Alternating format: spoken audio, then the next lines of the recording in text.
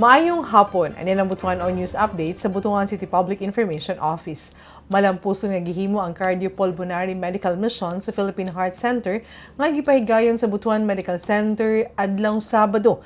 Diin daghang Butuanon nga nanginahanglan og espesyal nga tambal ang natabangan. Tungod niini nga kalihukan ang mga pasyente nga kaniadto kinahanglan pang mobiyahe sa ubang lugar aron nga magpatambal. Nakadawat na karon og serbisyo mismo sa syudad. Ang gatusan ka pasyente nga mitambong miagi sa pre-screening sa milabay nga mga semana o gipili alang sa konsultasyon adlaw Sabado.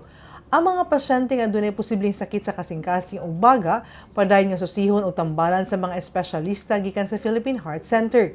Pinaagi sa maong medical mission, mas napaduol ang kalidad ng serbisyo pangnawas ngadto sa katawhan ug mas daghang kinabuhi ang natabangan.